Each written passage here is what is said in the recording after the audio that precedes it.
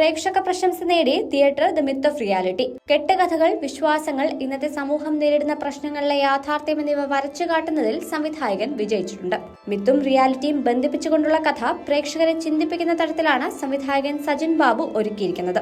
ആധുനിക ലോകത്ത് വിശ്വാസങ്ങൾക്കും ശാസ്ത്രത്തിനുമുള്ള പ്രാധാന്യം ചിത്രം ചർച്ച ചെയ്യുന്നുണ്ട്. ചിത്രത്തിലെ കേന്ദ്ര കഥാപാത്രം മീരയെ അവതരിപ്പിച്ചിരിക്കുന്നത് റിമ കല്ലിങ്കലാണ്. ഒറ്റപ്പെട്ട ഒരു തുരുത്തിൽ അമ്മ ശാരദയോടൊപ്പം താമസിക്കുന്ന മീര അമ്മയ്ക്ക് വേണ്ടി ജീവിക്കുന്ന കരുത്തയായ ഒരു പെൺകുട്ടിയാണ്.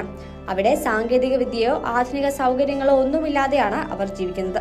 ആ തുരുത്തിലെ തേങ്ങയും ചക്കയും പഴങ്ങളും ഒക്കെ ശേഖരിച്ച് കടയിൽ കൊണ്ടുപോയി വിറ്റാണ് ഇവർ ജീവിക്കുന്നത്. തെങ്ങിൽ കയറുന്നത് മുതൽ എല്ലാ കായിക അധ്വാനമുള്ള ജോലികളും മീര ചെയ്യുന്നുണ്ട്. മീര ജീവിക്കുന്നത് ഐതിഹ്യങ്ങളിൽ ആഴത്തിൽ വേരൂന്നിയ ലോകത്താണ്.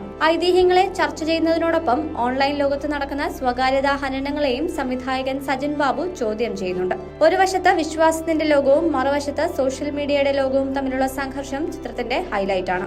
ആരോഗ്യ സംരക്ഷണ സംവിധാനങ്ങളുടെ സങ്കീർണതകൾ, ബാല്യകാലത്ത് കുട്ടികൾക്കുണ്ടാവുന്ന ലൈംഗിക ചൂഷണങ്ങൾ കാരണമുണ്ടാവുന്ന ജീവിതകാലം മുഴുവൻ നീണ്ടു നിൽക്കുന്ന ആഘാതം, സോഷ്യൽ മീഡിയയുടെ ഗുണങ്ങളും ദോഷങ്ങളും തുടങ്ങി നിരവധി വിഷയങ്ങൾ സംവിധായകൻ മുന്നോട്ട് വയ്ക്കുന്നു. റിമ കല്ലിങ്കലിന്റെ ശക്തമായ പ്രകടനം ഈ ചിത്രത്തിന് കരുത്തു പകരുന്നു. മീര എന്ന കഥാപാത്രത്തെ വളരെ മികച്ച രീതിയിൽ തന്നെ അവതരിപ്പിച്ചു. തിയേറ്ററുകളിൽ അഭിനയത്തിന് 48ാമത് കേരള ഫിലിം ക്രിട്ടിക്സ് അവാർഡിൽ റിമ കല്ലിങ്കലിന് മികച്ച നടിക്കുള്ള പുരസ്കാരം ലഭിച്ചിരുന്നു. ശാരദമ്മയായി അഭിനയിച്ച സരസ ബാലുശ്ശേരിയുടെ പ്രകടനവും എടുത്തു പറയേണ്ടതാണ്. ആൻസലീം, ഡെയ്ൻ ഡേവിസ്, പ്രമോദ് വെളിയനാട് എന്നിവരുടെ പ്രകടനങ്ങളും എടുത്തു പറയേണ്ടതാണ്.